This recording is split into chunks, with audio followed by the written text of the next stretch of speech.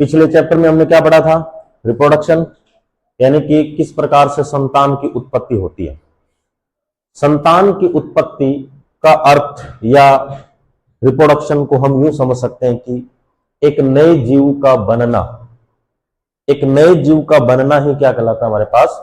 Reproduction कहलाता है, जनन कहलाता है, जिसके अंदर हमने बहुत सारी चीजें पढ़ी थी, जैसे कि रिप्रोडक्शन टाइप क्या थे, है ना, अलग अलग प्रकार के जनन पढ़े थे हम। रिप्रोडक्शन की नीड क्या है, आवश्यकता क्यों पड़ती है कि जनन करना ही पड़े। रिप्रोडक्शन के प्रकार पढ़े थे हम, एसेक्सुअल रिप्रोडक्शन और सेक्सुअल रिप्रोडक्शन पढ़ा था, यानी कि अलैंगिक जनन और लैंगिक जनन पढ़ा था। इसके बाद हमने क्या पढ़ा था? इसके बाद हमने मेल और फीमेल रिप्रोडक्टिव ऑर्गन पढ़े थे, है ना, मेल रिप्रोडक्टिव ऑर्गन सिस्टम और फीमेल रिप्रोडक्टिव ऑर्गन सिस्टम हमने पढ़ा था। नर और मादा जनन तंत्र के बारे में हमने पढ़ा था। उसके बाद हमने जनन स्वास्थ्य रिप्रोडक्टिव हेल्थ के बारे में पढ़ा था कि किस प्रकार से हम स्वास्थ्य को नियंत्रित कर सकते हैं और कौन से डिजीज या रोग जो है हमें लग सकते हैं, इसके बारे में हमने बातें की थी। उसके बाद हमने जो है स्टेरिलाइजेशन, जिसको हम नसबंदी कहते हैं, वो भी हमने पढ़ा था। क्यों जरूरत हो जाती है? क्योंकि जनसंख्या को नियंत्रित करना है। ये सारी बातें हमने कल जो है ऑफलाइन क्लास के अंदर पढ़ी थी। आज हम एक छोटे से चैप्टर के बारे में बात करने जा रहे हैं, जिसका नाम है जेनेटिक या हेरिडिटी, या हम ये कह सकते हैं कि आनुवांशिकता या वंशागति। ये 3 से 4 नाम यहाँ पर पढ़ने को मिलते हैं। तो सबसे पहले हम समझेंगे कि जेनेटिक्स यानी कि आनुवांशिकता या वंशागति जो है होती क्या है। ठीक, जेनेटिक्स, आनुवांशिकता भी इसको कह सकते हैं ना, आनुवांशिकता, आनुवांशिक, आनुवांशिक लक्षण, ये सारी बातें हम यहां पर डिस्कस करेंगे। सबसे पहले हम थोड़े से आइडियाज लेते हैं इन आवर फैमिली मेंबर्स। हमारे घर में क्या होता है, कई बार कुछ डिस्कशन चलता है, जैसे कि ये तो अपने पापा पे गया है, ये किस पे गया है? अपने पापा पे गया है, ये अपनी मम्मी पे गई है, ये अपने दादाजी पे गया है ये बच्चा, ये अपने नाना जी पे गया है ये बच्चा। ये बात हमारे पेरेंट्स हमें क्यों बोलते हैं? क्योंकि हमारे कुछ जनरल कैरेक्टर्स जो होते हैं वो मैच कर रहे हैं पेरेंट्स के साथ। कुछ सामान्य लक्षण जो होते हैं वो हमारे पेरेंट्स के साथ क्या कर जाते हैं? मैच कर जाते हैं। उन सामान्य लक्षणों को देखकर ही क्या कहते हैं कि ये तो अपने पापा पे गया है, या मम्मी पे गया है, या दादाजी पे गया है, या नानी जी पे गया है, और भी फैमिली मेंबर हो सकता है। एक तो हमें ये सुनने को मिलता है, कई बार हमें ये सुनने को मिलता है कि इसका तो पापा भी ऐसा नहीं था, इसकी तो मम्मी भी ऐसी नहीं थी, लेकिन ये नालायक पता नहीं कहां से पैदा हो गया ऐसा। इसका मतलब क्या हुआ भी? ना तो लक्षण बच्चे की मम्मी से मिल रहे हैं, ना पापा से मिल रहे हैं, और कई बार क्या होता है कि परिवार में ना तो दादी से लक्षण मिल रहे हैं, ना नाना से मिल रहे हैं, तो फिर कहां से मिल रहे हैं? लेकिन जन्म तो माता पिता ने दिया है। तो इस बात की पुष्टि कौन करता है? जेनेटिक करता है, आनुवांशिकता करती है। क्यों? क्योंकि कई बार जरूरी नहीं होता कि लक्षण सीधे सीधे हमारे पेरेंट्स से आए, ये बात जरूरी नहीं है। वो अलग बात है कि जेनेटिक मटेरियल और डीएनए जैसी चीजें जो है वो पेरेंट्स से मैच करती है, लेकिन ये जरूरी नहीं है कि बॉडी शेप और बाकी जो चीजें हैं, जो पर्सनैलिटी जो है, वो पेरेंट्स से ही मैच करें। कहां से मैच कर सकती है? इन फैमिली मेंबर, परिवार के किसी अन्य सदस्य, दादाजी से भी कर सकती है, नाना जी से भी कर सकती है, नानी जी से भी कर सकती है, मामा जी से भी कर सकती है। क्यों? क्योंकि हमारी जो माता जी जो है, हमारी जो मम्मी जो होती है, मदर, वो हमारी नाना और नानी की संतान है, और हमारे पिताजी जो है, पापा जो है, वो किनकी संतान है? वो हमारे दादाजी और दादी जी की संतान है। इसका मतलब क्या होता है? कई बार लक्षण जो होते हैं, कैरेक्टर्स जो होते हैं, वो डायरेक्ट जो है मम्मी पापा में, दादा दादी, नाना नानी से में आकर पड़नाना से भी आ सकते हैं। कई बार लक्षण क्या होते हैं? दब जाते हैं। कई बार लक्षण क्या हो जाते हैं? दब जाते हैं, यानी कि दिखते नहीं है। कई बार लक्षण क्या हो जाते हैं? दब जाते हैं, दिखते नहीं है। इसका मतलब क्या हुआ? क्या लक्षण नहीं है? कई बार मान लो मैं आपको डांट देता हूं, कई बार मैं आपको क्या कर देता हूं? डांट देता हूं या पनिश कर देता हूं, तो आप उस समय गुस्सा तो आता है, गुस्सा आता है ना कि हम भी सर को उठा के पटक दें, लेकिन हम ऐसा करते नहीं है। क्यों? क्योंकि बात को दबा ली जाती है, चीजों को एक्सप्रेस नहीं किया जाता। तो जेनेटिक और आनुवांशिकता के अंदर भी ये चीजें समझने को मिलती है, जहां पर होता क्या है, कई बार लक्षण दिखाई देते हैं लेकिन कई बार दिखाई नहीं देते।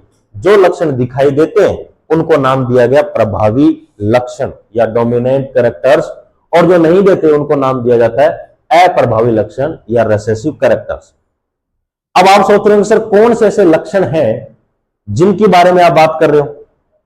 जैसे कि आंखों का रंग हो सकता है, आई कलर हो सकता है, आई कलर जो है हो सकता है, आपकी आईब्रो हो सकती है, बॉडी शेप हो सकती है, बॉडी शेप हो सकती है, मसल शेप जिसको आप बोल सकते हो, मसल शेप, मांसपेशियों का आकार भी क्या हो सकता है, सेम हो सकता है।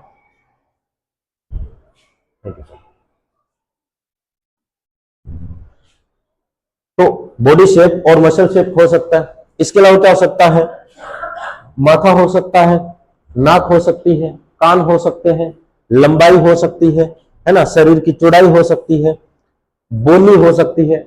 ये कई सारी चीजें जो होती है वो क्या करती है, पेरेंट्स से मैच करती है।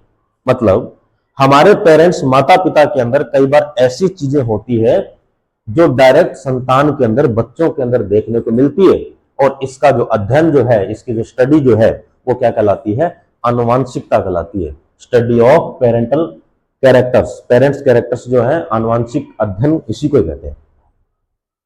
और जो लक्षण एक पीढ़ी से, एक जनरेशन से दूसरी जनरेशन के अंदर जाते हैं उसको बोलते हैं आनुवांशिक लक्षण। जैसे कि मान लो मेरे अंदर अगर कलर का कोई नेचर है, होता क्या है, मान लो पापा का रंग जो है सांवला है, मम्मी का रंग कैसा है, गोरा है, व्हाइट शेड है। तो अब होगा क्या कि पापा का रंग या मम्मी का रंग, कोई एक जो रंग है बच्चों के अंदर देखने को मिल सकता है, यानी कि कलर भी हो सकता है, आपका रंग हो सकता है, रंग हो सकता है। तो ये रंग भी कई बार मैच कर जाता है, यानी कि कई बच्चों के अंदर पेरेंट्स के क्या होते हैं, कलर मैच करते हैं। कलर का मतलब क्या हो गया कि जो माता पिता का जो रंग है वो बच्चों के अंदर देखने को मिल रहा है। अब वो रंग जो है हो सकता है आपके पापा से आया हो और हो सकता है आपकी मम्मी से आया हो सकता है। यही तो आनुवांशिक लक्षण है, यानी कि ऐसा लक्षण जो हमारे पेरेंट्स के अंदर पाया जाता है लेकिन वो ट्रांसफर हो जाता है नेक्स्ट जनरेशन के अंदर। तो यहां पर एक चीज तो पढ़ेंगे हम जनरेशन के बारे में, यानी कि पीढ़ी क्या होती है, जनरेशन या पीढ़ी। जनरेशन या पीढ़ी को हम यूं समझ सकते हैं कि चल रहा है ना, हाँ बस ये ऐसे।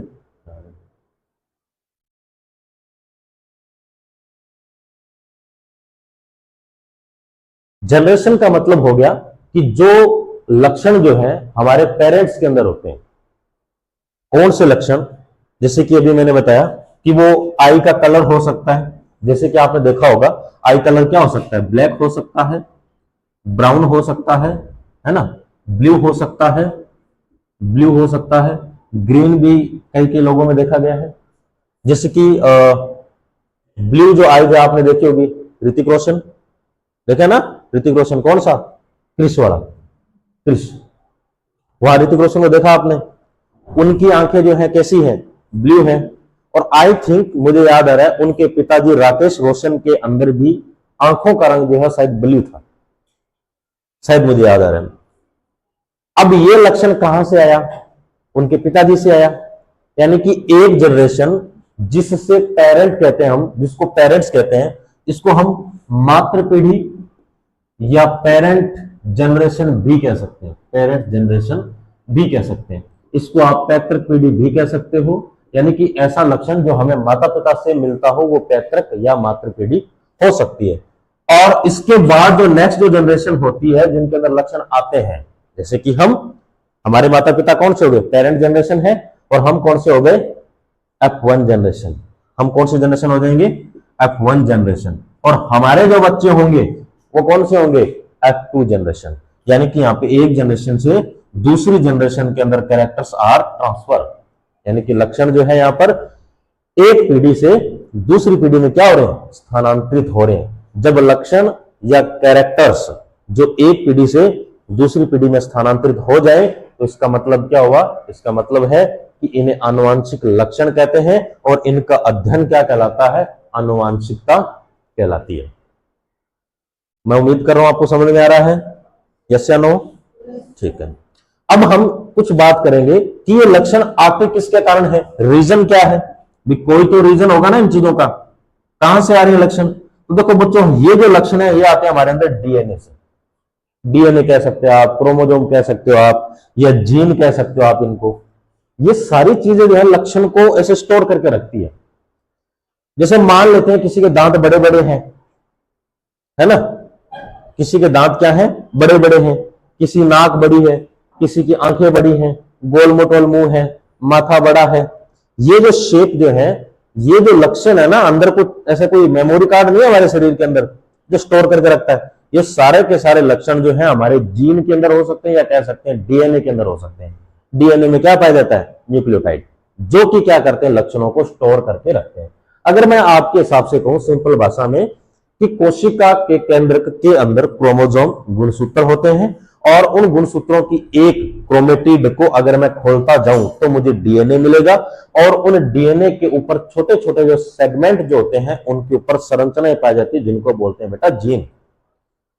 और यही जीन क्या करते हैं, लक्षणों को स्टोर करके रखते हैं। यानी कि जो लक्षण हमारे पेरेंट्स में है, कैसी कोई खास बात, आपके पेरेंट्स में कोई खास बात होगी ना, आपके माता पिता में कोई खास बात होगी, उन खास बातों को स्टोर करके कौन रखता है, जीन।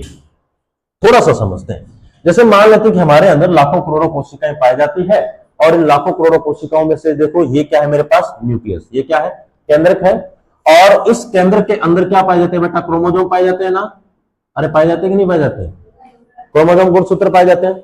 इस क्रोमोसोम की गुणसूत्र की मैं एक क्रोमेटिड को उठाता हूं तो ये कुछ ऐसी है, और अगर मैं इसको खोलता जाऊं तो मुझे बहुत सारी क्रोमेटिन मिल जाएंगी। इन क्रोमेटिन, ये जो है ना बच्चों, एक जाल की तरह होता है, इसे एक जाल, नेट की तरह होता है, और गुंथा हुआ जाल होता है। आपको बता दूं कि क्रोमेटिड के या क्रोमेटिन के अंदर जो डीएनए पाया जाता है, उसकी सिंगल सेल के अंदर, एक क्रोमोसोम के अंदर जो लंबाई है वो लगभग 2 मीटर नापी गई है बेटा। 2.2 मीटर एनसीईआरटी में बताया गया है, और 2 मीटर आई थिंक गूगल पे इंटरनेट में बताया जा रहा है। 2 मीटर से 2.2 मीटर सिंगल सेल के अंदर है, एक कोशिका में। और हमारे शरीर में कोई एक कोशिका थोड़ी पाई जाती है, हम यूनिसेल्युलर हैं या मल्टी सेल्युलर, यानी कि हम एक कोशिकीय हैं या बहुकोशिकीय हैं। हम तो बहुकोशिकीय है ना, मतलब हमारा शरीर जो है बहुत सारी कोशिकाओं से मिलकर बना है। हम क्या हो गए, मल्टी सेल्युलर ऑर्गेनिज्म। इसका मतलब है कि हमारे शरीर के अंदर बहुत सारी कोशिकाएं पाई जाती है, लाखों करोड़ों कोशिकाएं पाई जाती है। अगर बच्चों एक सेल के क्रोमोसोम में लगभग 2 से 2.2 मीटर लंबा डीएनए पाया जाता है, तो आप थोड़ा सा गुणा भाग करके देख लीजिए कि पूरे शरीर के अंदर कितना डीएनए लंबा होगा, कितना लंबा डीएनए होगा। थोड़ा सा, कितने सेल हैं अब मुझे तो नहीं पता, क्योंकि ये क्या है, लाखों करोड़ों अरबों में जा रही है ना। अब एक रिकॉर्ड, एक थ्योरी बताती है कि अगर इंसान के पूरे डीएनए को, जितने भी सेल हैं, उन कोशिकाओं के डीएनए को निकालकर एक भाग से दूसरे भाग को ऐसे जोड़ते जोड़ते जोड़ते एक लंबा धागा बनाया जाए, तो वो इतना लंबा हो सकता है कि पृथ्वी के चारों ओर एक चक्कर काट सकता है। इतना लंबा डीएनए हमारी कोशिकाओं में पाया जाता है। हम जो सिंगल इंसान है ना, एक आदमी, एक व्यक्ति के शरीर के अंदर जितनी भी कोशिकाएं हैं, उन कोशिकाओं के डीएनए को निकालकर अगर बाइंड कर दिया जाए, जोड़ दिया जाए, तो वो इतना लंबा हो जाएगा कि वो पूरे के पूरी पृथ्वी के ऊपर चारों एक चक्कर निकाल लेगा बेटा। और 2-4 को और ऐड करो तो चंद्रमा तक अपने रास्ता बना सकते हैं, इसमें कोई बड़ी बात नहीं है। और लगे कि 5-7 आदमी को और ऐड कर लो तो अपने दूसरे मंगल ग्रह पे, बुध ग्रह पर भी चले जाएंगे, अगर ऐसा पॉसिबिलिटी हो तो। बट क्या करें, डीएनए से तो रास्ता बनेगा नहीं ना, उसके लिए तो अपने को रॉकेट लॉन्च करना ही पड़ेगा। तो कुल मिलाकर ये समझे कि डीएनए की लंबाई बहुत लंबी होती है। सिंगल सेल के अंदर मैंने कितनी बताई, लगभग 2.2 मीटर। और ये जो डीएनए जो होता है ना बच्चों, ये जो डीएनए है, इसकी ये जो शेप है ना, इस डीएनए के इस शेप का ये छोटा सा भाग क्या कहलाता है बेटा, जीन कहलाता है। और यही जीन क्या करता है, कैरेक्टर्स यानी कि लक्षणों को क्या करता है, स्टोर करके रखता है। थोड़ा सा एक बार दोबारा रिपीट कर देता हूं। हमारी बॉडी के अंदर बहुत सारे सेल हैं, है ना, उन सेल के अंदर क्या पाया जाता है बच्चों? न्यूक्लियस के अंदर पाया जाता है, और इन न्यूक्लियस के अंदर क्रोमोसोम पाए जाते हैं, और उन क्रोमोसोम का एक छोटा सा क्रोमेटिड को मैंने उठाया है, और उसको अगर मैं इसे खोलता जाऊं तो बहुत लंबा डीएनए मिलेगा। अच्छा, ये डीएनए जुड़ा होता है हिस्टोन प्रोटीन के कारण, ठीक है। और अगर इस डीएनए को मैं खोल देता हूं तो छोटा सा भाग अगर मैं उठाऊं तो उसको मैं क्या नाम दूंगा बेटा? जीन नाम दूंगा। बात समझ में सबको? यानी कि जीन क्या है? एक ऐसा भाग है हमारे डीएनए के अंदर जो कि क्या करता है? इंफॉर्मेशन को स्टोर करता है। क्या करता है? इंफॉर्मेशन को स्टोर करता है। और प्रत्येक जीन के अंदर बेटा दो प्रकार के एलील पाए जाते हैं। एलील का मतलब हो गया बच्चों युग्म विकल्पी। युग्म विकल्पी यानी कि ये जो एलील जो होती है दो होती है, जोड़े में पाई जाती हैं, और यही क्या करती है? इंफॉर्मेशन को या सूचनाओं को क्या करती है? स्टोर करते हैं। क्रोमोसोम हो गया, एलील हो गया, जीन हो गया, है ना। इसको समयुग्मजी और विषम युग्मजी होंगे, दो प्रकार के होंगे। अगर एलील क्या होंगे? सेम होंगे। अगर एलील क्या हो जाएंगी? सेम। जैसे कि अगर मैं कैपिटल आर लिखूं तो ये क्या हो जाएंगे बच्चों? होमोजाइगस हो जाएंगे।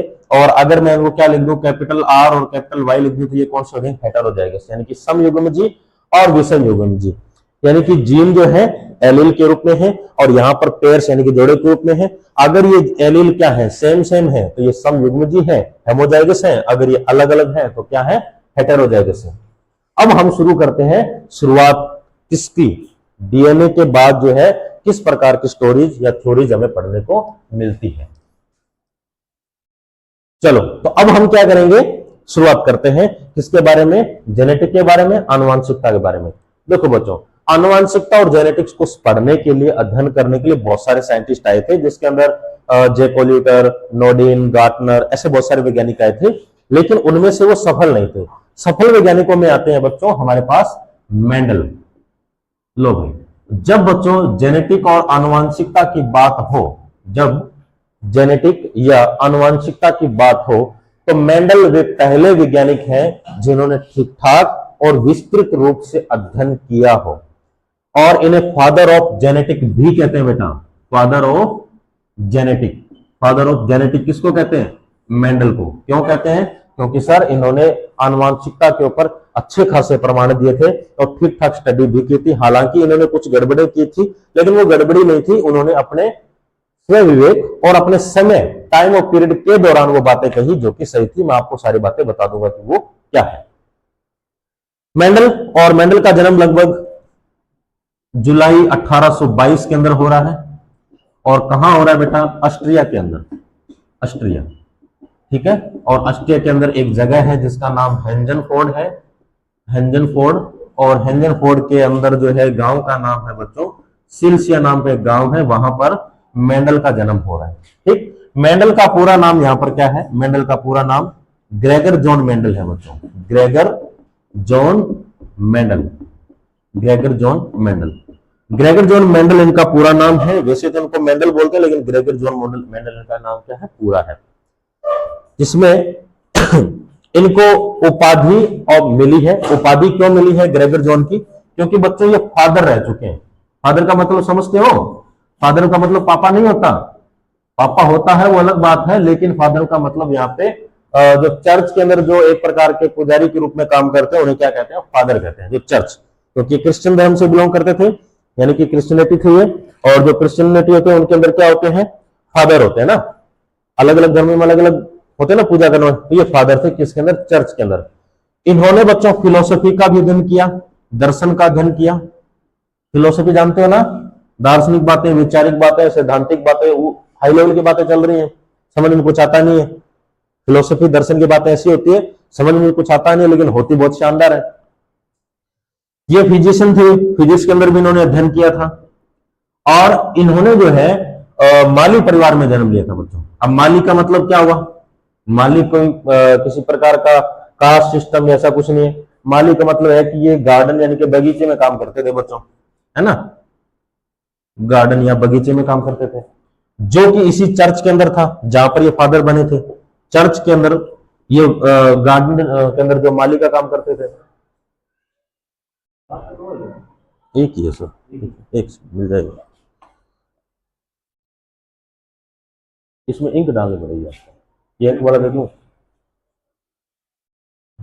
ये चलता मोटा है, ये मोटा चलता है। इन्होंने जो है चर्च के अंदर फादर का काम किया था, ठीक है, इसलिए इनको फादर की उपाधि भी मिल गई थी। इसके अलावा इन्होंने माली परिवार में क्या लिया, जन्म लिया, तो इसको इन्होंने पेड़ पौधों के बारे में भी ठीक ठाक रिसर्च की थी। मेंडल पहले वैज्ञानिक थे जिसने रिसर्च के मामले में अपना कीर्तिमान रचा था। मेंडल पहले थे, उसके बाद और भी साइंटिस्ट आए थे, थॉमस हंट मॉर्गन भी आए थे, उसके बाद अलग अलग साइंटिस्ट ने, वाटसन और क्रिको ने डीएनए के मॉडल दिए थे। लेकिन विकसित जो सिद्धांत जो थे जेनेटिक के बारे में, वो सबसे पहले किसने दिए थे, यहां पर ग्रेगर जॉन मेंडल ने दिए थे। ग्रेगर जॉन मेंडल के बारे में थोड़ी सी बात ये देखें तो इन्होंने थोड़ा सा साइंटिफिक तरीका अपनाया था रिसर्च के अंदर, वैज्ञानिक तरीके से और गणितीय प्रमाण के साथ इन्होंने अध्ययन किया था। इससे पहले जो साइंटिस्ट उन्होंने रिसर्च की थी सफल नहीं हुए थे, जिसका कारण क्या था, उसका कारण यही था कि सही चीज का चुनाव नहीं करना था। सही वस्तु का चुनाव करना ही सबसे बड़ी बात होती है। अगर आपने पहला कदम सही उठाया है, अगर आपने सही रास्ता चुना है, अगर आपने शुरुआत सही तरीके से की है, तो ये मान के चलिए कि सफलता जरूर मिलेगी। लेकिन अगर आपने गलत कदम उठाया, बिना सोचे समझे काम शुरू कर दिया, तो सफल नहीं होगे। और यही कारण था कि मेंडल जो है सफल लोगों की श्रेणी में था। मेंडल ने मटर के पौधे का चुनाव किया, न कि अन्य पौधों का। मेंडल और भी पौधों का रिसर्च कर सकता था, लेकिन मेंडल ने मटर के पौधे का चुनाव किया। इससे पहले जो साइंटिस्ट थे उन्होंने तंबाकू के पौधे का चयन किया था, लेकिन वो सफल नहीं हुए क्योंकि चुनाव सही नहीं था ना। तो सबसे पहले हमने मेंडल के बारे में पढ़ा, मेंडल का जन्म और इसके बारे में। अब मेंडल ने कुछ नियम दिए थे। मेंडल ने क्या दिए थे, कुछ नियम दिए थे जिनके बारे में हम चर्चा करेंगे।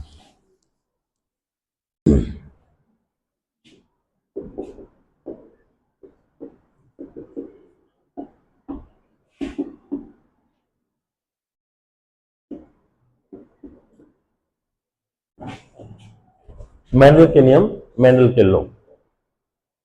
अब देखो, हमने जीन शब्द पढ़ा था ना, जीन, लेकिन मेंडल को नहीं पता था जीन क्या होता है। मेंडल ने जीन को कारक कहा था। मेंडल ने जीन को क्या कहा था, कारक यानी कि फैक्टर कहा था, कारक या फैक्टर कहा था।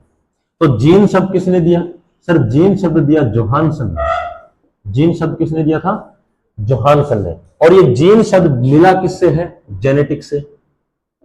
जीन शब्द कहां से मिला, जेनेटिक्स से। यानी कि जीन शब्द जो है जेनेटिक्स से निकला है, और ये जीन शब्द जोहानसन ने दिया। लेकिन मेंडल ने इसको जीन ना कहकर क्या कहा बच्चों, फैक्टर कहा। मेंडल गुणसूत्रों के बारे में सिर्फ इतना जानता था कि ये पेयर्स के रूप में होते हैं, जोड़े के रूप में पाए जाते हैं, एलील के रूप में जीन हो सकता है। लेकिन विकसित अध्ययन ग्रेगर जॉन मेंडल के पास नहीं था, क्योंकि उस समय इतनी टेक्नोलॉजी विकसित नहीं थी और ना ही इतने सिद्धांत विकसित हुए थे। क्योंकि ये बात कब की है बच्चों, ये बात है 1856 से 1863 के बीच की। इन 7 सालों तक मेंडल ने क्या किया था, अध्ययन किया था, जिसके कारण मेंडल कुछ चीजों से वंचित था। क्योंकि गुणसूत्रीय सिद्धांत जो है, क्रोमोजोमल सिद्धांत जो है, ये लगभग 19वीं सदी के अंदर 1901 और 1902 के आसपास जो है ये दिए गए थे। गुणसूत्रीय सिद्धांत या क्रोमोजोमल जो थ्योरीज है वो बाद में दी गई थी। गुणसूत्र के अंदर विस्तृत अध्ययन भी बाद में हुआ है। डीएनए के अंदर विस्तृत अध्ययन जो है, डीप जो स्टडी है, वो इनके बाद में हुई है। इसीलिए मेंडल ने कुछ चीजों के बारे में ठीक से समझा नहीं पाए थे। मेंडल एक्सप्लेन क्यों नहीं कर पाए थे, क्योंकि डीएनए, क्रोमोजोम और जीन से रिलेटेड जो थ्योरीज जो थी वो मेंडल के बाद में दी गई थी। अगर बाद में कोई थ्योरीज दी जाती है तो मेंडल उनसे क्या रह गया था, वंचित रह गया था। इसीलिए, लेकिन जो मेंडल ने बातें कही थी वो अपने तथ्यों के आधार पर सही साबित होती थी। कहीं ना कहीं एक्सेप्शन, अपवाद लगता है, जो कि आप नेक्स्ट क्लासेज 12th के अंदर जाके पढ़ोगे कि कहां मेंडल का एक्सेप्शन लग जाता है, अपवाद के रूप में लग जाता है। ठीक है, तो मेंडल ने बच्चों 3 नियम दिए थे। पहला नियम है यहां पर प्रभाविता और अप्रभाविता का नियम। प्रभाविता और अप्रभाविता का नियम, प्रभाविता और अप्रभाविता का नियम, यानी कि law of dominance and recessive character, dominance और रेसेसिव कैरेक्टर्स। ये मेंडल का क्या था, पहला नियम था। हम सबसे पहले पहले नियम को समझेंगे, उसके बाद दूसरे नियम को, फिर उसके बाद तीसरे नियम को, और फिर हमारा चैप्टर लगभग यहां पर खत्म होने वाला है। प्रभाविता का नियम क्या बताता है? प्रभाविता का नियम बताता है कि एक लक्षण प्रभावी होता है, एक लक्षण अप्रभावी होता है। ध्यान से सुनना बच्चों इस बात को। एक लक्षण क्या होता है? प्रभावी होता है, और एक लक्षण क्या होता है? अप्रभावी होता है। अगर कोई लक्षण अप्रभावी है, इसका मतलब ये नहीं है कि वो इस दुनिया से खत्म ही हो गया है। एक एग्जांपल से बात समझाता हूं आपको मैं। जैसे कि मान लेते हैं कि घर में आपके दो लोग हैं, एक तो आपकी मम्मी है और एक कौन है? आपके पापा हैं। दो लोग हैं ना। अब यहां पे अपने कल्चर के अकॉर्डिंग बताओ ना, अपने सिस्टम और अपने कल्चर, अपने जो परिवार के जो सिस्टम है उनके अनुसार मैं बता रहा हूं। वैसे तो दोनों ही लोग प्रभावी होते हैं, दोनों की अपनी अपनी भूमिका होती है और दोनों एक दूसरे की बराबरी नहीं कर सकते।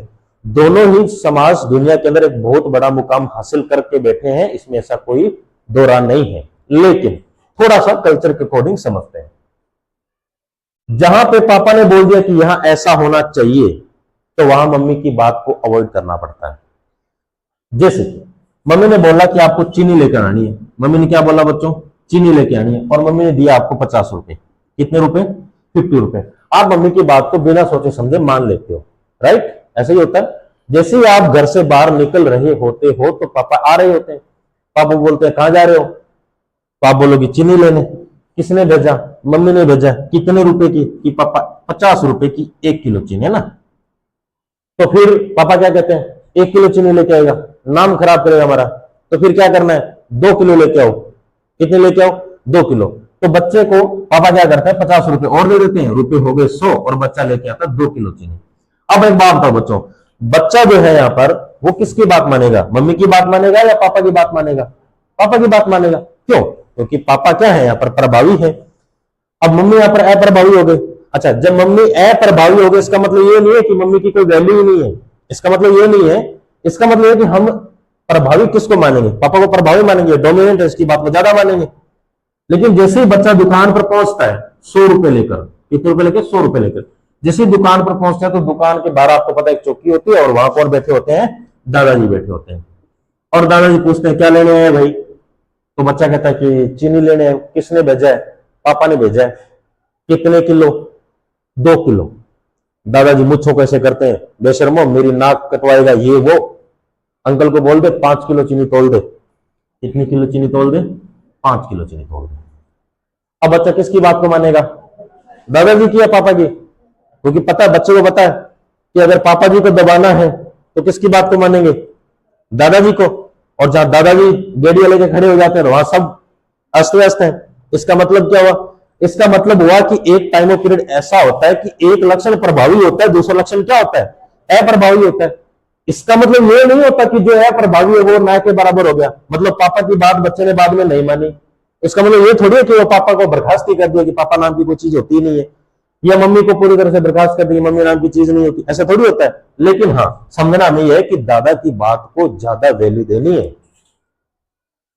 जैसे कि मैं मान लो आपको आज बोल देता हूं कि कल मैं टेस्ट लूंगा। कल मैं क्या लूंगा? टेस्ट लूंगा। तो आप इस बात को पूरी तरह से एक्सेप्ट करोगे? मानोगे कि नहीं मानोगे? मानोगे ना। लेकिन जैसे हेड सर आ जाए, वो कहते हैं कल कोई टेस्ट नहीं होगा, कल कोई टेस्ट नहीं होगा, कल प्रोग्राम होगा। तो क्या करोगे फिर आप? मेरी बात मानोगे या सर की बात मानोगे? सर की बात मानेंगे, क्योंकि मेरी तुलना में सर की वैल्यू जो क्या है? प्रभावी है।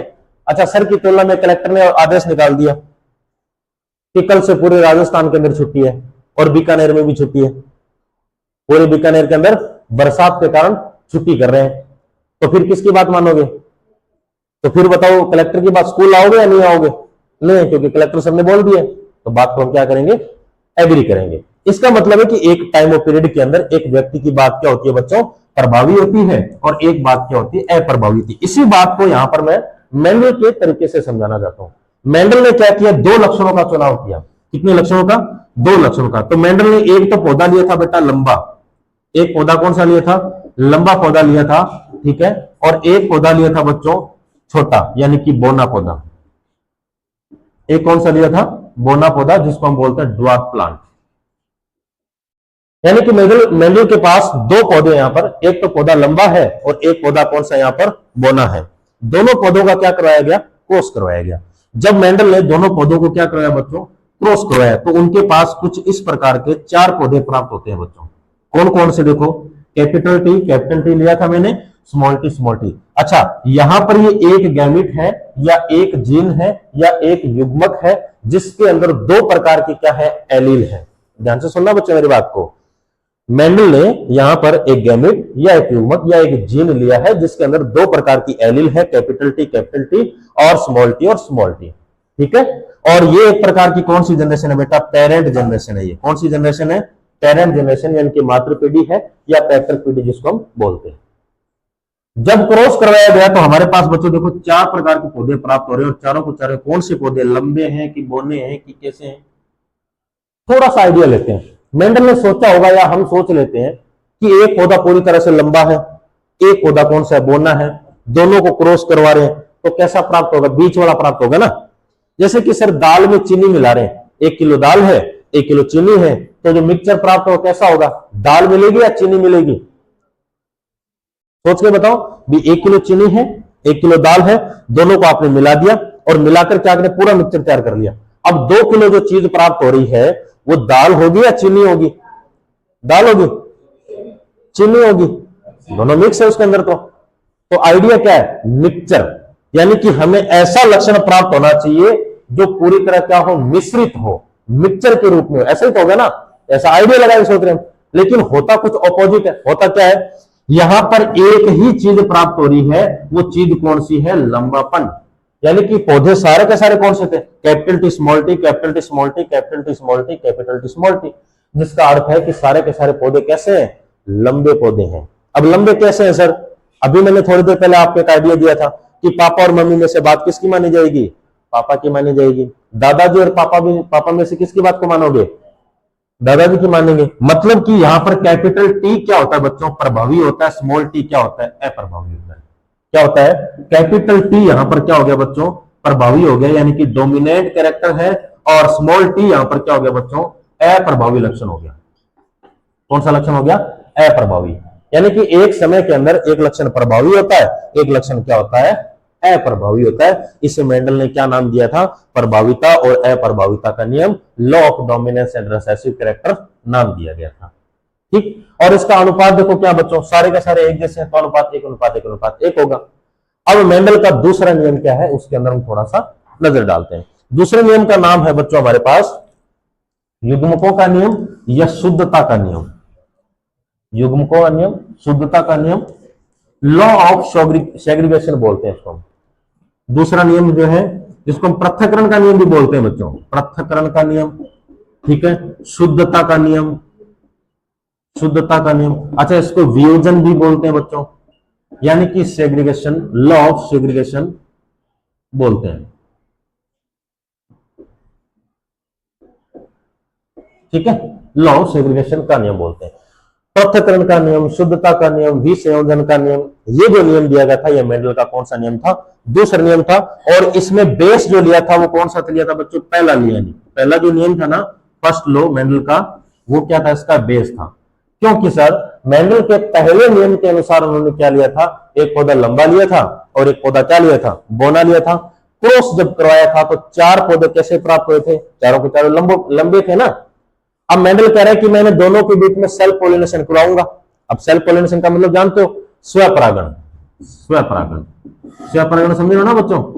स्वपरागण का अर्थ यहां पर यह हुआ कि एक ही पौधे की 2 समान जाति किस्मों के पौधों को आपस में क्या करवाया जा रहा है, पोलिनेशन करवाया जा रहा है, स्वपरागण करवाया जा रहा है, इसे कहते हैं।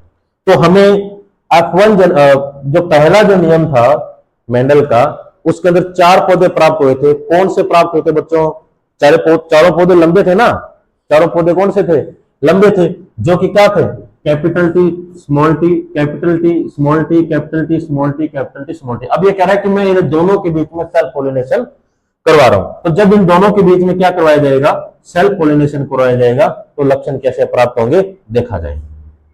देखो बच्चों, कैपिटल टी और कैपिटल टी स्मॉल टी। ठीक, कैपिटल टी स्मॉल टी और स्मॉल टी। अब देखो बच्चों, आप कहोगे sir small T capital T small T को आगे रखो, तो आपको क्या याद आना चाहिए, प्रभाविता का नियम। यानी कि मम्मी और पापा की जब बात होगी तो पापा को आगे रखेंगे, पापा और दादाजी की जब बात होगी तो हम दादाजी को आगे रखेंगे। लेकिन हाँ, ये कंसेप्ट धीरे धीरे बदल रहा है कि जो समाज के अंदर जो विकसित होता है, जो समझदार होता है, उसको आगे रखना चाहिए, वो बात अलग है, लेकिन हम कल्चर के अकॉर्डिंग इस बात को समझ रहे हैं, संस्कृति के अनुसार। अब यहां पर देखो 4 पौधे प्राप्त होते हैं मेरे को, किसके अनुसार? मेंडल के पहले नियम के अनुसार जो रिजल्ट आया था, उन पादपों के बीच में क्या करवा रहा हूं बच्चों? सेल्फ पॉलिनेशन, स्वपरागण करवा रहा हूं, और जिसके दौरान मुझे 4 पौधे प्राप्त होते हैं, जिसमें देखो बच्चों एक जो पौधा है कैपिटल टी, यानी कि शुद्ध रूप से लंबा है, ये है ना, प्योर टाल प्लांट, शुद्ध रूप से लंबा जो पौधा है वो कौन सा है मेरे पास? Capital T. उसके बाद देखो एक है मेरे पास कैपिटल टी स्मॉल टी है, तो ये भी लंबे। ये लंबे कैसे हैं? क्योंकि सर आपने बताया था कि जो कैपिटल टी यहां पर प्रभावी है और स्मॉल टी यहां पर क्या है? अप्रभावी है, तो है तो लंबा ही नहीं है, मतलब बात किसकी मानेंगे हम? कैपिटल टी की मानेंगे, यानी कि पौधा क्या है? ये लंबा है, और स्मॉल टी क्या है? बोना है, लेकिन बात किसकी मानेंगे? जो लंबा है। यानी कि अगर आपको पापा और मम्मी में से किसी एक को चुनना हो जो प्रभावी, तो किसकी बात मानेंगे हम? पापा की मानते हैं, क्योंकि पापा यहां पर समाज के अंदर क्या होता है? प्रभावी व्यक्ति माना जाता है। तो हमने यहां पर 2 जो पौधे हैं वो कौन से हैं? लंबे हैं, यानी इसको हम बोलेंगे हाइब्रिड प्लांट। बेटा हाइब्रिड प्लांट का मतलब हो गया संकर पादप। कौन से पादप है ये? संकर, यानी कि इनको क्रॉस करके प्राप्त हुए, ये क्रॉस करके प्राप्त हुए हमने, जो कि कौन कौन से हैं? एक तो कैपिटल टी स्मॉल टी, दूसरा कैपिटल टी स्मॉल टी, यानी कि एक पौधा लंबा है, 2 पौधे कौन से हैं? ये भी लंबे हैं लेकिन अलग हैं। एक जो पौधा हमारे पास देखो बेटा शुद्ध रूप से बोना पादप है ना, प्योर ड्वार्फ प्लांट, यानी कि शुद्ध रूप से बोना पादप कौन सा बच्चों हमारे पास? Small T. कितना है? 1।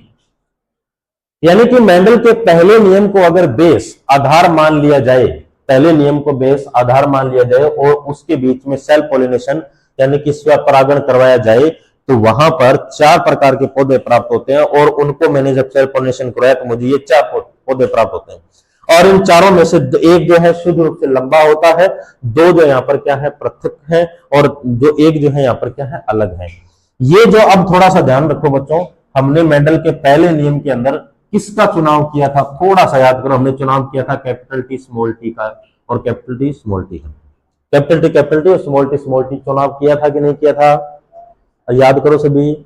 यानी कि एक पौधा शुद्ध रूप से लंबा था और एक पौधा शुद्ध रूप से क्या था? बोना था। अब रिजल्ट क्या है देखो बच्चों, एक पौधा देखो शुद्ध रूप से लंबा है और एक पौधा शुद्ध रूप से क्या है? बोना है। कुछ पल्ले पड़ रहा है बात? यहां पर क्या बताया जा रहा है? यहां पर यह बताया जा रहा है कि जरूरी नहीं है कि लक्षण सिर्फ पेरेंट्स ही हैं। देखो कैपिटल टी स्मॉल टी आ रहा है, लेकिन एक लक्षण ऐसा आया है जो पेरेंट के अंदर है ही नहीं, तो ये कहां से आया? ये दादाजी से आया है भाई, या दादी जी से आया। आप मैच करके देख सकते हैं कि स्मॉल टी और कैपिटल टी तो हमने फर्स्ट नियम प्रभाविता और अप्रभाविता के अंदर पढ़ा था, जहां पर करेक्टर क्या थे? ये दादाजी वाले एज के अंदर थे, पेरेंट जनरेशन के अंदर थे ये तो, और ये कहां में? दूसरे नियम के अंदर प्राप्त हो रहे हैं। इसका मतलब क्या हुआ कि लक्षण जो होते हैं ना, आनुवांशिक कैरेक्टर आर ट्रांसफर एक पीढ़ी से दूसरी पीढ़ी में। आनुवांशिक लक्षण क्या होते हैं? एक पीढ़ी से दूसरी पीढ़ी में क्या हो जाते हैं? स्थानांतरित हो जाते हैं। इसी को तो क्या कहते हैं? आनुवांशिकता कहते हैं। इसी को क्या कहते हैं? आनुवांशिकता। यानी कि आनुवांशिकता क्या हुई कि एक लक्षण होता है पेरेंट के अंदर, हमारे दादा दादी के अंदर या हमारे अंदर या हमारे माता पिता के अंदर, जो कि एक पीढ़ी से क्या होता है? दूसरी पीढ़ी के अंदर क्या हो जाता है? स्थानांतरित हो जाता है। इसे मेंडल के नियम कहते हैं। तो पहला नियम और दूसरा नियम जो है किस पे निर्धारित है? एक जीन की वंशागति, एक जीन की वंशागति, जिसका अर्थ है यहां पर वन जीन ऑफ इनहेरिटेंस, जिसका मतलब हुआ कि यहां पर एक जीन जो है वो लक्षण को क्या कर रहा है? यहां पर ट्रांसफर कर रहा है। एक जीन जो है वो क्या कर रहा है? लक्षण को ट्रांसफर कर रहा है। एक जीन, सिंगल जीन, यहां पर हम एक जीन की बात कर रहे हैं। आगे जो मेंडल का तीसरा नियम जो आएगा वो कितने जीनों पे? 2 जीन। वहां वो क्या कहेगा कि 2 जीन की वंशागति। कितने जीन की वंशागति? 2 जीन की वंशागति। यहां हम एक जीन की बात कर रहे हैं, वहां हम कितने जीन की बात करेंगे? 2 जीन की। तो मेंडल ने टोटल कितने नियम दिए? मेंडल ने सब 3 नियम दिए थे। कौन कौन से? प्रभाविता व अप्रभाविता का नियम। दूसरा कौन सा दिया? पृथक्करण का नियम, विसंयोजन का नियम या शुद्धता का नियम। पृथक्करण का नाम क्यों दिया? क्योंकि सर यहां पर जो गैमीट्स जो हैं, जीन जो है वो पृथक हो जाते हैं और नए लक्षणों का चुनाव करते हैं। ठीक है। और विसंयोजन का नियम भी इसी को इंडिकेट कर रहा है, यानी कि जो कैरेक्टर वो क्या हो जाते हैं, विसंयोजित हो रहे हैं, है ना। यानी कि अच्छा, शुद्धता का नियम भी नाम दिया गया। तो शुद्धता का मतलब है कि गैमेट जो हमें शुद्ध रूप से प्राप्त भी हो जाते हैं। गैमेट हमें कैसे प्राप्त हो जाते हैं, शुद्ध रूप से। ये शुद्ध थोड़ी है, तो मिक्सचर है ना, कैपिटल टी स्मॉल टी तो मिक्सचर है। ये देखो अकेला है और ये क्या है, अकेला है। शुद्ध का आपने पढ़ा था 9th क्लास के अंदर, चैप्टर नंबर 2 के अंदर शुद्धता पढ़ी थी ना। हमारे आसपास के पदार्थ शुद्ध है कि नहीं, चैप्टर नंबर 2 क्लास 9 के अंदर हमने पढ़ा था कि गैमेट कौन से शुद्ध होते हैं, कौन से नहीं होते हैं। तो जो चीज अकेली सिंगल स्टेज में पाई जाती है वो क्या होती है, वो शुद्ध मानी जाती है। तो यहां देखो कैपिटल टी और कैपिटल टी को हम क्या मानेंगे, प्योर मानेंगे, और स्मॉल टी को हम क्या मानेंगे, प्योर मानेंगे, जिसे यहाँ पर युग्मकों का शुद्धता का नियम या पृथक्करण का नियम या विसंयोजन का नियम कहते हैं, जो कि एक जीन की वंशागति पर निर्धारित है। एक जीन की वंशागति मतलब यहां पर एक जीन ही नए नए कैरेक्टर्स का चुनाव करता है। अब हम बात करेंगे मेंडल के तीसरे नियम के बारे में। मेंडल का तीसरा नियम, मेंडल जो थर्ड लॉ,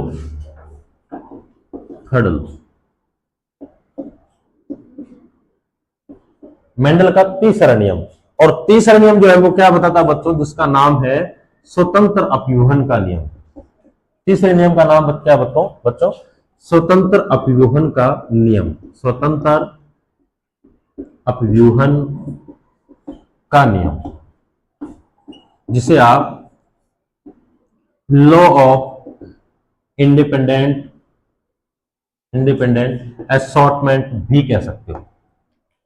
यह मेंडल का क्या है, तीसरा नियम है।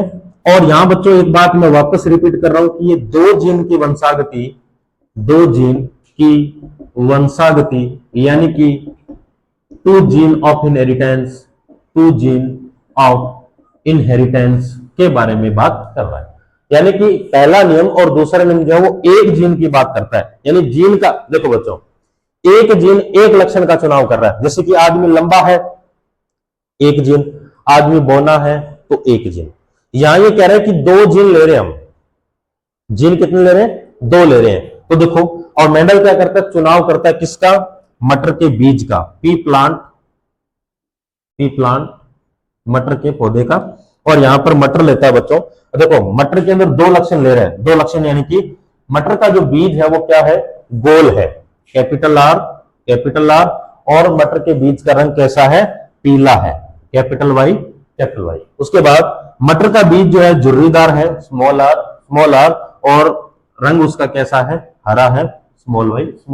मैं यहाँ पे इंडिकेट कर देता हूं, कैपिटल आर का मतलब यहाँ पर क्या होता है बच्चों, गोल होता है, यानी कि राउंड है यहाँ पर। और यहाँ पर कैपिटल वाई का मीन है कि इसका रंग जो है पीला है, यानी कि येलो कलर है बच्चों।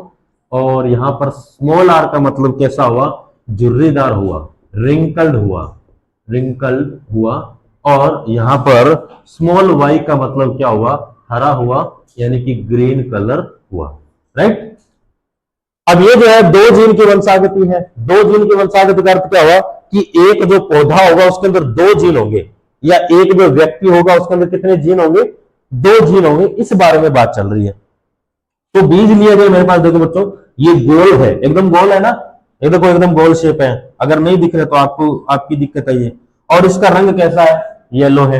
एक जो बीज लिया रिंकल्ड है, रिंकल्ड का मतलब हो गया बच्चों ये झुर्रीदार है। कैसा बीज है ये, झुर्रीदार। और इसका कलर कैसा है बच्चों, इसका कलर सर ग्रीन है, यानी कि हरा रंग है। हरा दिख रहा है ना आपको, इमेजिनेशन करके देखो, एकदम हरा रंग दिख रहा है मेरे को, तो आपको नहीं दिख रहा होगा।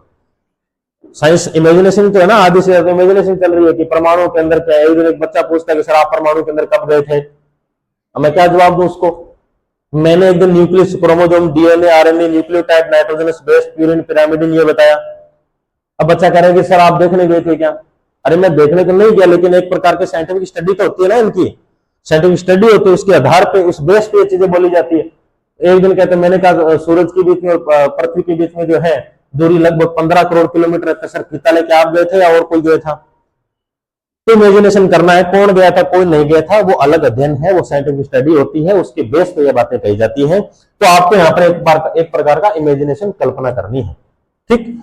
अब देखो कैपिटल आर और कैपिटल आर जो इंडिकेट कर रहा है गोल को, और कैपिटल वाई गोल को, येलो को स्मॉल आर रिंकल यानी कि झुर्रीदार है, बीज कैसा है, झुर्रीदार है, खुरदरा बीज है।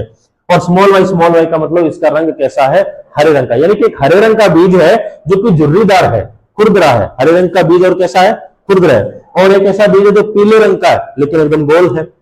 मैं क्या करता हूं, इनमें से दो कैरेक्टर कैपिटल आर और कैपिटल वाई और यहां से स्मॉल आर स्मॉल वाई को ले लेता हूं। ठीक, अब मैं इनके बीच में क्या करवाता हूं, क्रॉस करवाता हूं। तो जब मैं इनके बीच में क्रॉस कराऊं तो मुझे क्या प्राप्त होगा बच्चों, capital R capital Y small Y.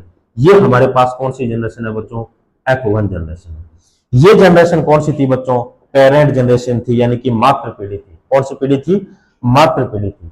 Parent generation वो होती है जो सबसे पहले चुनाव की जाती है और जो रिजल्ट जो आता है वो कौन सी जनरेशन में आता है, F1 जनरेशन के अंदर आ रहा है। F1 जनरेशन में मुझे बीज कैसे प्राप्त हुए, अब ये क्वेश्चन आपके लिए है। ये जो बीज है कैसा है, क्योंकि एक बीज के अंदर दो लक्षण है, गोल पीला झुर्रीदार हरा, है ना, राउंड येलो रिंकल्ड ग्रीन। दो बीजों के अंदर दो दो लक्षण है, यानी कि टोटल लक्षण कितने हो गए, 4 लक्षण हो गए। अब आप मुझे बताइए कि ये बीज कौन सा है, कौन सा है भाई, गोल पीला है, कैसे, अरे याद करो मेंडल का पहला नियम, मेंडल का पहला नियम क्या था कि जो आगे होगा वो प्रभावी होता है, जो पीछे होता है वो अप्रभावी होता है ना, उसकी बात नहीं मानी जाती। तो कैपिटल आर कैपिटल वाई और small R capital Y small Y में से दो यहाँ पे क्या है, प्रभावी है, दो क्या है, प्रभावी। सर यहां पर कैपिटल आर को आप पूछ लो और कैपिटल वाई को पूछ लो, इनको मरने दो सर, इनको मरने दो, इनसे हमें मतलब नहीं है। तो कैपिटल आर का मतलब क्या था कि सर गोल है, बीज कैसा है बच्चों, गोल है, राउंड है ना। और यहां पर कैपिटल वाई का मतलब क्या होता है कि सर पीला होता है, कैसा है, पीला। यानी कि सर हमें ऐसा बीज प्राप्त हुआ है जो कि गोल है और कैसा है, पीला है। यानी कि जब मैं इन दो बीजों को क्रॉस कराता हूं जिनके अंदर दो दो लक्षण है, जिनके अंदर कितने लक्षण है, दो दो लक्षण है, और जब मैं क्रॉस करवाता हूं टोटल लक्षण कितने, 4। ये चारों लक्षण यहां पड़े हैं, ये रहे, गोल पीला झुर्रीदार हरा।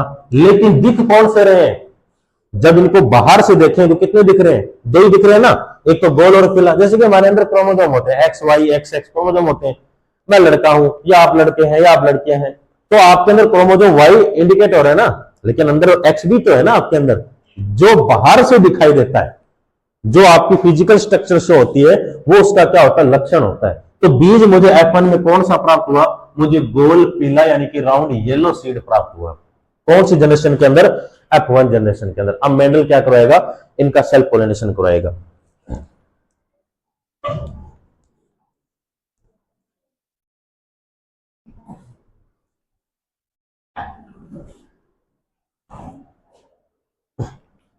देखो कैपिटल आर स्मॉल आर और कैपिटल वाई स्मॉल वाई, इनको मैंने क्या कर दिया, डिफरेंट कर दिया, अलग अलग कर दिया, और मैं क्या करवाता हूं इनके बीच में क्रॉस। तो मुझे प्राप्त होता है capital R capital R small Y और स्मॉल आर कैपिटल वाई, और बच्चों क्या होगा, स्मॉल आर स्मॉल वाई। 4 बीज प्राप्त हो गए। अब मेंडल कहता है कि मैं 4 बीजों को तो इधर रखता हूं और 4 बीजों को इधर रखता हूं। 4 बीज कौन से मेरे पास, कैपिटल आर कैपिटल वाई और कैपिटल आर स्मॉल वाई और स्मॉल आर कैपिटल वाई और स्मॉल आर स्मॉल वाई, और 4 इधर रखूंगा मैं, ये लीजिए, ठीक है। और कौन से, same to same, capital R capital R small Y, small R capital Y और स्मॉल आर स्मॉल वाई। अब आपको क्या करना है, क्रॉस। तो मैंने क्या किया, यहां पर 4 सीड लिए, है ना, सेल्फ पोलिनेशन करवाया। देखो capital R capital R small Y, small R capital Y, small R small Y, तो इनको इन चारों से क्रॉस कराया। अब आपको पता है कि जब क्रॉस कराए तो टोटल बीज कितने बनेंगे, 16 बीज प्राप्त होंगे। तो देखो, अच्छा हमें मेंडल के पहले नियम की बात माननी है। कौन से नियम की, पहले नियम की। और पहला नियम क्या कहता है कि जो कैरेक्टर डोमिनेंट होगा, जो प्रभावी होगा, उसको आगे रखते हैं। जब बर्थडे आता है तो केक काटते हैं, तो केक सबसे पहले किसको खिलाते हो, किसको खिलाते हो, जो पास में बड़ा व्यक्ति होता है, दादा हो गया, पापा जी हो गए, मम्मी हो गई, नहीं को ना, या फिर अपने लंगोटिया यार जो होता उसको, नहीं ना, तो किसको, सबसे पहले पापा को या मम्मी को। ऐसे ही तो होता है ना, अपने अपने कल्चर के अकॉर्डिंग बता रहा हूं मैं। तो हम किसको सबसे आगे रखेंगे, जो कैपिटल होगा, जो बड़ा होगा उसको आगे रखेंगे, क्योंकि जो बड़ा होता है वो क्या होता है, प्रभावी होता है, डोमिनेट होता है। तो मैं यहाँ पर कैपिटल आर और कैपिटल इनमें से कैपिटल आर और कैपिटल आर इन दोनों को मैं क्या रखूं आगे, यहाँ पर कैपिटल आर और कैपिटल वाई और कैपिटल वाई।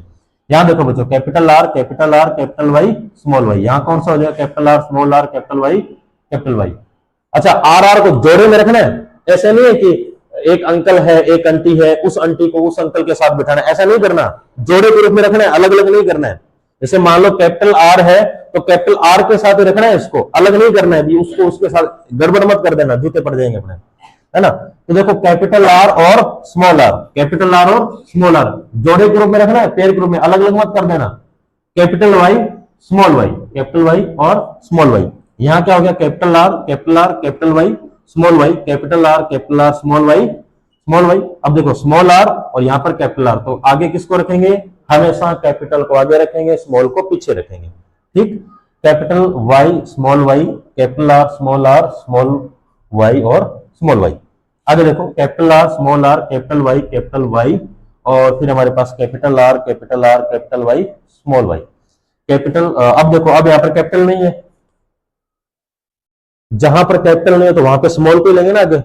अब हमारे पास पापा समाज है ही नहीं, सब मम्मियां बैठी आंटियां बैठी, तो उनको आगे लेके आओ, पापा लोगों को जाने दो एक बार, उनकी अलग पार्टी चल रही है। तो देखो सबसे पहले small R capital Y small R capital Y. यहां जो बच्चों capital R capital Y small Y और capital R small Y small R capital Y small Y और small R small Y.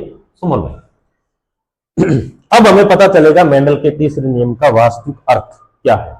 Mendel के तीसरे नियम क्या कहता है, स्वतंत्र अपव्यूहन का नियम, जिसका अर्थ है यहां पर कि मेंडल ने दो जीन की वंशागति बताई थी, यानी कि एक बीज या एक गैमीट या एक जीन के अंदर दो एलील होंगी या एक बीज के अंदर दो लक्षण होंगे, तो एलील तो चार हो जाएंगी। मेंडल कह रहा है कि मैं इन दोनों के बीच में क्रॉस करवाऊंगा, तो क्रॉस करवाने पे अलग अलग प्रकार के बीज प्राप्त होंगे, अलग अलग प्रकार के लक्षण प्राप्त होंगे, ऐसे लक्षण भी प्राप्त होंगे जो पेरेंट के अंदर थे ही नहीं। इसका मतलब क्या समझे, ऐसे रिजल्ट प्राप्त होंगे, हमें ऐसी वेरिएशन विभिन्नताएं देखने को मिलेगी जो पेरेंट्स के अंदर थी नहीं, यानी कि हमें ऐसा रिजल्ट मिल जाएगा जो पापा मम्मी दादा दादी में था ही नहीं। तो वो आया कहां से, वो कहीं तीसरी चौथी पीढ़ी से आया हमारे पास। इसे क्या नाम दिया गया, स्वतंत्र अपव्यूहन का नाम दिया। यानी कि यहाँ पे गैमेट्स या युग्मक, अगर आप डेफिनेशन लिखोगे तो क्या कहोगे, अगर आपसे कोई पूछ ले कि मेंडल का तीसरा नियम क्या है, तो आप ये कहोगे कि जब दो जीन की वंशागति के अंदर दो अलग अलग दो विप्रयासी लक्षणों वाले पौधों का क्रॉस करवाया जाता है, तो पौधे अगली पीढ़ी में जाकर नए नए लक्षणों का चुनाव करते हैं जो कि स्वतंत्र होते हैं। यानी कि आप देखो यहां पर हमने लिया क्या था बच्चों, कैपिटल आर कैपिटल वाई और स्मॉल वाई, ये दो बीज लिए थे। इसका अर्थ था गोल और इसका अर्थ क्या था, इसका अर्थ था गोल पीला और इसका अर्थ था झुर्रीदार हरा। अब यहां देखो कुछ नए बीज प्राप्त होंगे। कैपिटल आर कैपिटल वाई का मतलब तो सर गोल पीला ही होता है, कैपिटल आर कैपिटल वाई का मतलब भी क्या होता है, गोल पीला ही होता है। कैपिटल आर और कैपिटल वाई का मतलब गोल पीला और कैपिटल आर कैपिटल वाई गोल पीला। ये देखो ये रहा और ये रहा और ये रहा। टोटल 9 बीज हमें कैसे प्राप्त हो रहे हैं बेटा, गोल प्राप्त हो रहे हैं। टोटल 9 बीज कैसे हैं, राउंड येलो, 1 2 3 4 5 6 7 8 और 9 बीज। रेशियो क्या आएगा, 9 अनुपात 3 अनुपात 3 अनुपात 1 आएगा। अनुपात क्या आएगा, 9 अनुपात 3 अनुपात 3 अनुपात 1 आएगा। एक तो रेशियो होता है बच्चों फिनोटाइप रेशियो, यानी कि फिजिकल स्ट्रक्चर के आधार पे, जैसे कि ऊपर से देखा जाएगा कि लड़की है कि लड़का है कि है ना सब। अब कई बार बाल लंबे बढ़ा रखे हैं लड़के ने, अब पता ही नहीं चल रहा लड़की है, यानी कि जेंडर से डिसाइड होगा ना वो तो।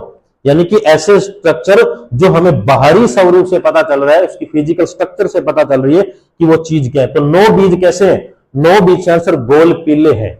9 बीज कैसे, देखो बच्चों कैपिटल आर का मतलब प्रभावी है और कैपिटल वाई का मतलब यहाँ पर क्या है, प्रभावी है। यहाँ पर capital R capital Y capital R capital Y capital R capital Y, यानी कि 9 बीज ऐसे हैं जिनके अंदर कैपिटल आर डोमिनेट कैरेक्टर है और कैपिटल वाई भी यहाँ पर क्या है, डोमिनेट कैरेक्टर है।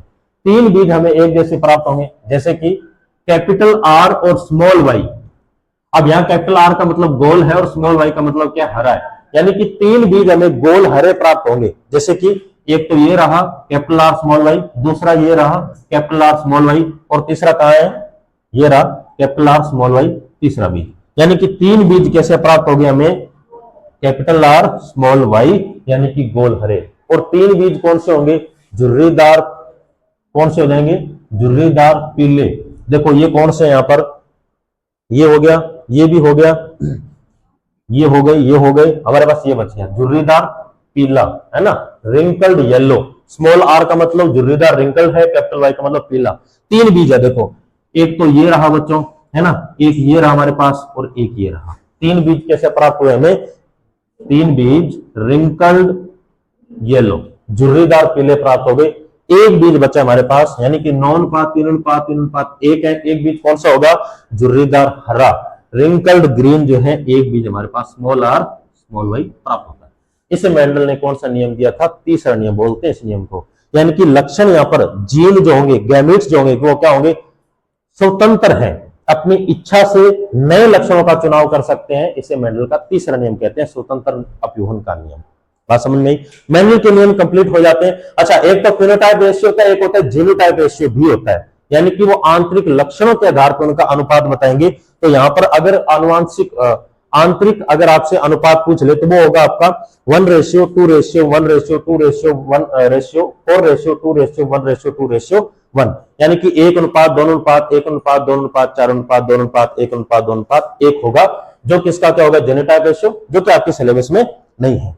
अब हमारे पास लास्ट टॉपिक एक बचा है, जो कि है सेक्स डिटर्मिनेशन, ओनली 5 मिनट, जिसको हम कह सकते हैं लिंग निर्धारण, और फिर हमारा चैप्टर क्या हो जाएगा, खत्म हो जाएगा। अब नेक्स्ट टॉपिक है सेक्स डिटर्मिनेशन, यानी कि बच्चों लिंग का निर्धारण कर रहे हैं हम। किसका निर्धारण कर रहे हैं, लिंग का निर्धारण कर रहे हैं। सेक्स कैसा होगा बच्चे का, सेक्स का मतलब क्या होता है, जेंडर होता है। सेक्स का मतलब क्या होता है, जेंडर। हम निर्धारित करेंगे कि लिंग क्या होगा। देखो बच्चों, हमारे पेरेंट्स जो होते हैं मेल और फीमेल ही है, ठीक, उनके अंदर 2 प्रकार के गैमेट्स पाए जाते हैं, यानी कि एक तो होता है स्पर्म, शुक्राणु, एक तो क्या होता है स्पर्म शुक्राणु, और एक होता है अंडाणु या एग, ठीक। शुक्राणु जो होता है ना, उसके पास एक क्रोमोसोम होता है एक्स और वाई, और जो एग जो होता है उसके पास एक अंडाणु है, हमारे पास एग है XX, ठीक है। एक छोटी सी बात बताओ, XY जीन कभी निर्धारित नहीं करता कि उत्पन्न संतान जो है वो लड़का होगा या लड़की होगी। अगर इसको थोड़ा सा डीप में जाकर पता करें, अगर Y क्रोमोसोम हो फिर भी ये जरूरी नहीं है कि लड़का ही होगा, यानी कि लड़के का निर्धारण Y जीन नहीं करता है। Y क्रोमोसोम के अंदर एक एलील या एक युग्मक या एक ऐसा जीन होता है Y के ऊपर, जिसको बोलते हैं SRY जीन। SRY जीन वो जाके निर्धारित करता है कि लड़का होगा या लड़की होगी। कई बार ऐसा होता है कि भले ही Y क्रोमोसोम पड़ा हो, भले ही हो, कोई दिक्कत नहीं है, Y क्रोमोसोम है, क्रॉस करवाएंगे तो भी XXXY आएगा, लेकिन फिर भी लड़की पैदा हो जाती है। तो मतलब क्या हुआ, Y क्रोमोसोम के अंदर SRY जीन होता है। आप गूगल करोगे तो आपको पता चलेगा SRY जीन। SRY जीन जो है XY क्रोमोसोम के ऊपर डिपेंड होता है, जिसके अनुसार लड़का होगा। अन्यथा आप यूं कह सकते हैं कि जब बच्चे का निर्माण होता है, भ्रूण का निर्माण होता है, उससे पहले या उसी समय जो है सारे की सारी संतानें लड़की ही होती है। जन्म से सारी लड़की होती है, लड़के बाद में बनते हैं, लड़के जो है वो बाद में बनते हैं, उससे पहले सारी की सारी क्या होती है, लड़कियां ही होती है। पता चला, लेकिन ये आपके सिलेबस में नहीं है तो उसको हम ज्यादा डीप में नहीं जाएंगे। तो हमारे पास एक गैमेट है XY यानी कि लड़का, XX मतलब कि लड़की। क्रॉस करवाते हैं भाई, क्योंकि क्रॉस से पता चलेगा। तो हमारे पास एक XX और इसको XX, एक हमारे पास है XY और एक हमारे पास है XY। अब यहाँ पे क्या पता चला, हमें यह पता चल रहा है कि यहाँ पर 50% संभावना है कि उत्पन्न संतान का रेशियो क्या होगा या परसेंटेज क्या होगा कि लड़की होगी, और यहाँ पे ये 50% जो परसेंटेज आ रहा है ये क्या बताएगा कि लड़का होगा। लिंग निर्धारण इसी को कहते हैं। ये सिर्फ मनुष्य में होता है, अलग अलग जीवों में अलग अलग होता है, क्योंकि क्रोमोसोम हमारे पास क्या है 23 पेयर्स, 23 जोड़े गुणसूत्र होते हैं। टोटल गुणसूत्र कितने होते हैं, 23 जोड़े गुणसूत्र होते हैं, यानी कि टोटल जोड़े में तो कितने हो गए 46 हो गए। कितने हो गए 46 हो गए। 23 + 23 कितने हो गए 46 हो गए। इन 46 के अंदर एक जो गुणसूत्र जो होता है वो कौन सा होता है XY, ये एक है, और ये जो टोटल कितने हो जाते हैं 2, XY 2 हो गए। और इधर भी कितना है एक सेक्स क्रोमोसोम XX, यानी कि मनुष्य के अंदर टोटल गुणसूत्र कितने हैं? 23 गुणसूत्र हैं। 23 गुणसूत्र किसका निर्धारण करेंगे कि लड़का या लड़की होगी, है ना, सॉरी, एक गुणसूत्र जो है एक्स और वाई और एक्स और एक्स, ये निर्धारण करेंगे लड़का होगी या लड़की होगी। अन्यथा 22 गुणसूत्र जो सामान्य लक्षणों को निर्धारित करते हैं कि जो शरीर के अंदर जो कॉमन कैरेक्टर जो मैच करते हैं लड़कों और लड़कियों में, वो निर्धारित यहां पर करते हैं। इसके अतिरिक्त अगर हम लड़के हैं या अगर कोई लड़की है, मनुष्य के अंदर मनुष्य का ही जन्म होता है, उसका कारण क्या होता है? गुणसूत्रों की संख्या। यानी कि अगर आप थोड़ा सा चले जाओ चिंपैंजी के अंदर, तो चिंपैंजी के अंदर बच्चों 48 गुणसूत्र पाए जाते हैं, यानी कि 24 क्रोमोसोम आर इन पेयर्स, 24 गुणसूत्र जोड़े के अंदर पाए जाते हैं। तो यही थोड़ा सा, अगर उसके अंदर गुणसूत्रों की संख्या कितनी हो जाए? 23 हो जाए, तो वो क्या हो जाएंगे? इंसान हो जाएंगे। हाथी के अंदर कितने हैं? आई थिंक 56 क्रोमोसोम है, 56 गुणसूत्र है। अगर हमारे अंदर 56 हो जाए तो हम इंसान से क्या बन जाएंगे? एलिफेंट्स बन जाएंगे। यानी कि जीव एक दूसरे से भिन्न क्यों है? कारण क्या है? यहां पर गुणसूत्र यानी कि क्रोमोसोम है। लिंग निर्धारण के अंदर 23 गुणसूत्रों में से एक गुणसूत्र एक्स वाई और एक्स एक्स निर्धारित करता है कि उत्पन्न संतान लड़का होगा या क्या होगी? लड़की होगी। और उसका भी अनुपात या रेशियो कितना होता है बच्चों? 50-50% होता है। अब जो हमारे घर के अंदर जो सामाजिक लोग होते हैं वो बता देते हैं कि लड़का ही होगा, पता नहीं किस बेस पे बता देते हैं। कई बार सच भी होता है, कई बार झूठ भी होता है, लेकिन उन चीजों के कोई सही रूप से प्रमाण हमारे पास नहीं है। उम्मीद करता हूं चैप्टर जेनेटिक वाला जो है हमारे पास कंप्लीट हुआ। शायद ही कोई डाउट बचा होगा, अगर ऐसा कोई डाउट बचता है तो आप मुझे बता सकते हैं। धन्यवाद।